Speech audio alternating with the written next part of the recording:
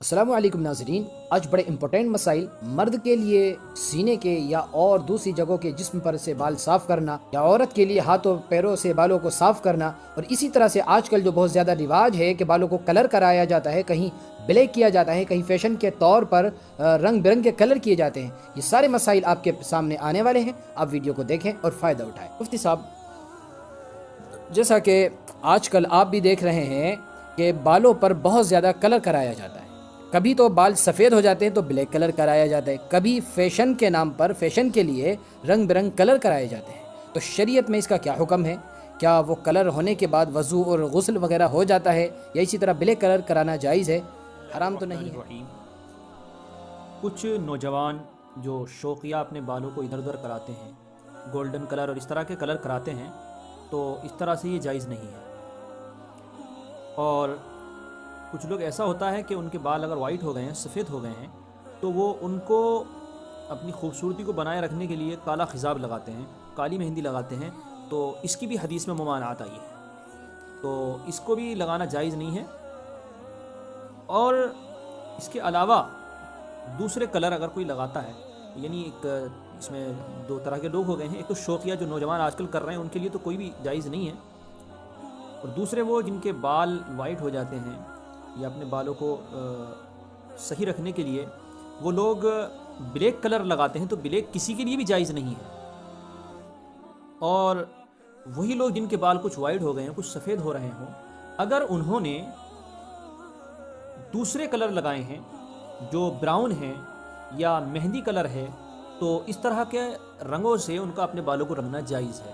البتہ مارکیٹ میں کلر کئی طرح کا آ رہے ہیں، ایک وہ ہوتے ہیں جو تے کی طرح جم جاتے ہیں، جیسے موم جم جاتا ہے، تو اگر کلر اس طرح کا ہے کہ بالوں پر اسے لگایا اور پھر وہ اس طرح جم گیا جیسے موم جم جاتا ہے، اس طرح موم اپنے اندر پانی نہیں پہنچنے دیتا ہے، اسی طرح سے وہ کلر بھی اپنے اندر پانی پہنچنے نہیں دیتا ہے۔ تو اس طرح کے کلر اگر لگائے جائیں گے تو اس سے پھر غسل اور وضو نہیں ہوگی۔ اس کا معلوم کیسے ہوگا کہ موم کی طرح جم رہا ہے یا نہیں جم رہا ہے؟ اس کو آپ کاغذ پر ڈال کر دیکھ سکتے ہیں، اس کا اندازہ ہو جاتا ہے۔ کاغذ پر جب آپ ڈالیں گے تو نظر آئے گا کہ آپ وہ تہ جم رہی ہے یا نہیں جم رہی ہے۔ جس طرح سے انک ہوتی ہے، اس کو اگر دوات کو بخیر دیا جائے کلر پر تو اس کے اندر جذب ہو جاتی ہے، لیکن اگر آپ موم کو ڈالیں گے تو موم الگ سے نظر آئے گا۔ تو اسی طرح سے آپ کسی کاغذ پہ اس کو پھیر کر دیکھ سکتے ہیں کہ اس میں تہ جم رہی ہے یا نہیں جم رہی ہے۔ اور گودریج وغیرہ کی جو عام طور سے آتی ہے اس میں تہ نہیں جمتی ہے، لہٰذا اس کا لگانا جائز ہے۔ ناظرین، آپ کو معلوم ہے اس چینل کے ذریعے سے آپ کے سوالات کے جواب دیے جاتے ہیں۔ اگر آپ کے ذہن میں مائنڈ میں کوئی کوشچن ہے تو آپ کمنٹ کر کے معلوم کر سکتے ہیں۔ قرآن و حدیث کی روشنی میں ماشاءاللہ اس چینل کے ذریعے سے لوگوں کے سوالات اور ان کے اسلامک کوشچن حل کیے جاتے ہیں، سالو کیے جاتے ہیں۔ مفتی صاحب، دوسرا مسئلہ میں یہاں پر رکھنا چاہوں گا کہ عام طور سے ہمارے نوجوان، خاص کر وہ بچے جو جم وغیرہ میں جاتے ہیں، وہ اپنے سینے سے بالوں کو صاف کرتے ہیں، یا کبھی کبھی عورتیں ہیں ان کے ہاتھ اور پیروں پر بال زیادہ ہو جاتے ہیں، تو وہ خوبصورتی کی وجہ سے یا کبھی شوہر کی وجہ سے ان ہاتھوں پیروں کے بالوں کو صاف کرا دیتی ہیں، یا اسی طرح کبھی کبھی بہت سارے بچے نوجوان بھی اپنے ہاتھوں سے پیروں سے بالوں کو صاف کرتے ہیں، تو ان کے لیے کیا حکم ہے؟ دیکھیے، اس میں آپ نے جو سوال کیا ہے الگ الگ مسئلہ ہوگا۔ اگر شوقیہ ایسا کر رہے ہیں تو یہ کرنا درست نہیں ہے۔ البتہ اگر سینے وغیرہ پر خارش زیادہ آ رہی ہے،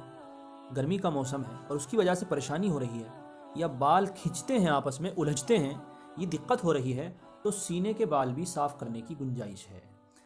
اسی طریقے سے بعض عورتیں ایسی ہوتی ہیں کہ ان کے ہاتھ پر رواں اور بال زیادہ ہو جاتے ہیں،